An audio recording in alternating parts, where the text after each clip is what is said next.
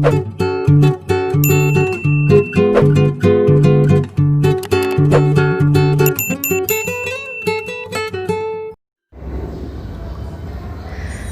datang kembali di pembelajaran matematika peminatan kelas 11. Jika pada pertemuan sebelumnya kita telah mereview materi trigonometri di kelas 10, nah kali ini kita akan memasuki materi di peminatan kelas 11, yaitu trigonometri jumlah dan selisih sudut. Sudah siap semuanya? Pada video sebelumnya kita telah mengulas kembali tentang luas segitiga dengan bantuan nilai sinusnya ya.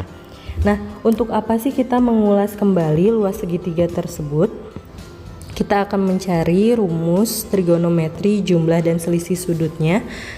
Nah, kita mulainya dari luas segitiganya. Jadi kita bantu dengan materi yang sudah kalian peroleh ya, yaitu luas segitiga. Nanti akan kita turunkan untuk memperoleh rumus jumlah dan selisih sudut dari trigonometri. Perhatikan dulu di sini kita punya segitiga ABC. Nah, segitiga ABC ini bisa kita bagi menjadi dua bagian, yaitu segitiga ADC dan segitiga BDC. Data apa saja yang bisa kita peroleh dari segitiga ini? Nah, yang pertama yaitu sin theta. Sin theta masih ingat? Sin theta. Nah, di sini sin theta ini perbandingan sisi depan dan sisi miringnya ya. Sisi depannya ini X berbanding sisi miringnya yaitu B. Nah, di sini bisa kita peroleh X-nya ini panjang sisi AD, berarti X-nya bisa diperoleh dari B dikalikan dengan sin theta. Nah, luas segitiga ADC pada prinsipnya sama ya seperti segitiga yang lainnya, yaitu setengah kali tingginya kali alasnya. Di sini tingginya berarti CD, alasnya ini AD ya. Nah, ini alasnya AD, panjangnya itu X ya. Nah, di sini setengah kali H kali B sin theta. Jadi tadi X-nya ini bisa kita ganti dengan B sin theta. Kemudian data apa lagi yang bisa kita peroleh? Nah, di sini cos theta.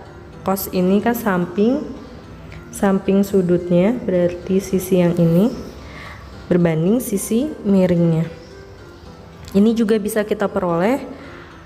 H-nya ini nilainya, H ini sebagai tingginya diperoleh dari B cos theta. Nah, ini dari segitiga ADC. Bagaimana dari segitiga BDC? Di sini kita lihat sudutnya ini Pi, ini sin Pi-nya Y per A. Y ini panjang sisi DB. Nah, di sini Y-nya diperoleh A sin Pi, ini harusnya sin Pi ya.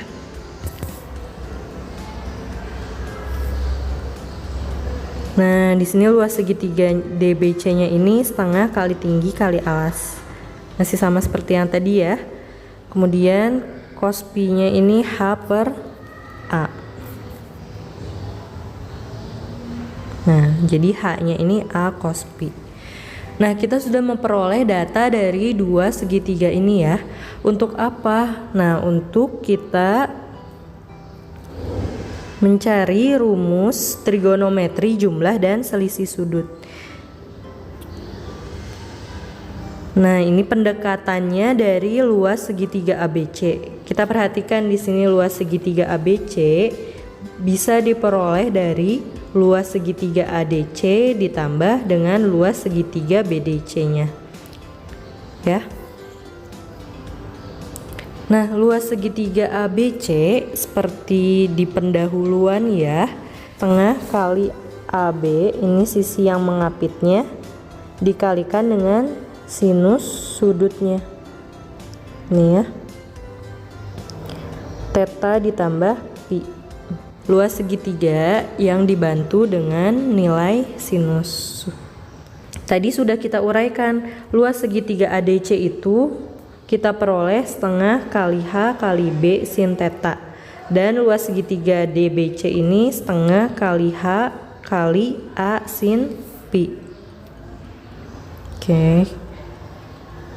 Nah, tadi cos tetanya ini H per B, atau bisa kita peroleh ya, H-nya ini B cos theta, kemudian cos pi-nya juga H per A, ini bisa kita peroleh juga nilai H-nya yaitu A cos pi. Untuk apa sih?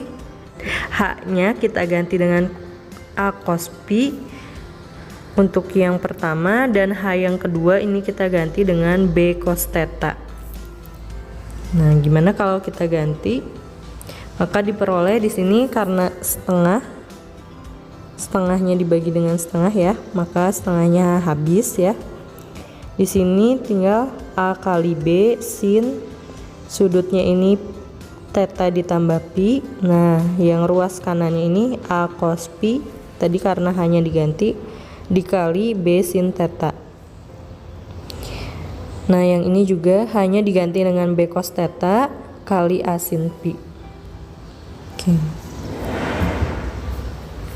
Nah, ini kalau misalkan kita urutkan sama ya, AB di sini AB sin theta tambah pi. Nah, di sini juga AB cos pi kali sin theta. Di sini AB cos theta kali sin pi. Nah, atau kita peroleh rumusnya sin theta ditambah pi sama dengan cos pi kali sin theta ditambah cos theta kali sin pi. Jadi untuk rumus trigonometri jumlah dari sin theta tambah pi, nah ini rumusnya adalah sin theta tambah pi sama dengan sin theta kali cos pi tambah cos theta kali sin pi. Itu ya, jadi penurunan rumusnya ini menggunakan luas segitiga dengan bantuan sinus. Jadi sudah kalian pelajari ya di kelas 10, jadi saling berkaitan untuk menemukan rumus jumlah sudutnya. Nah, bagaimana untuk selisih sudutnya dari fungsi sinus? Nah, tadi kita peroleh ya untuk jumlah sudutnya untuk fungsi sinus, ini rumusnya seperti ini. Jadi sin sudut pertama dikalikan cos sudut kedua ditambah cos sudut pertama dikali sin sudut kedua, gitu ya. Nah, bagaimana caranya? Nah, kita di sini modifikasi dengan mengubah pi-nya menjadi negatif pi. Oke. Nah, di sini berarti sin theta ditambah negatif pi sama dengan sin theta kali cos negatif pi tambah cos theta kali sin negatif pi. Nah, ini sama tadi ya, sin sudut pertama dikalikan cos sudut kedua ditambah cos sudut pertama dikali sin sudut kedua. Oke. Nah, ini kenapa jadi negatif sin pi? Nah, kalian ingat ya, di pendahuluan itu ada kalau misalkan negatif alfa berarti terletak di kuadran 4.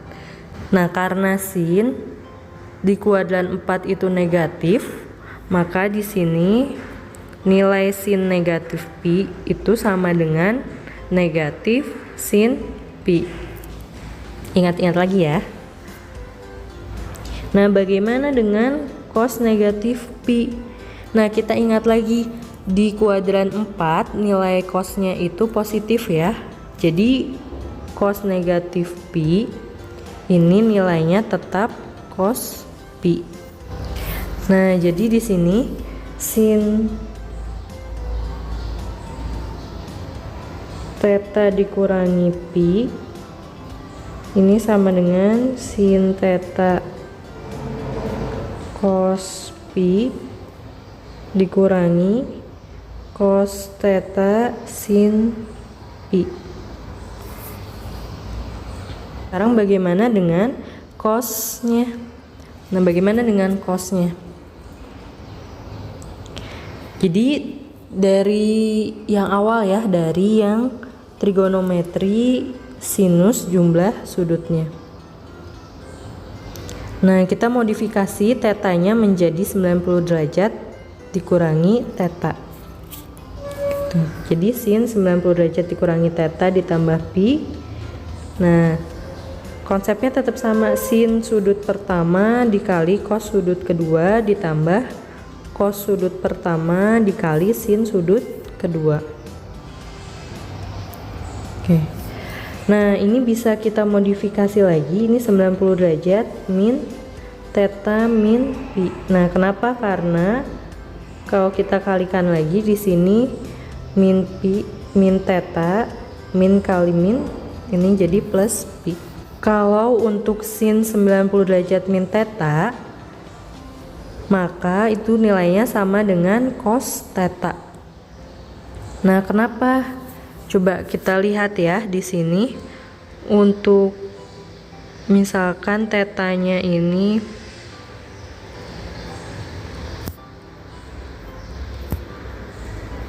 misalkan tetanya 60 derajat. Kita lihat sin 90 derajat min theta atau sama dengan sin 90 derajat min 60. Nah, ini berapa? Sin 30 derajat ya.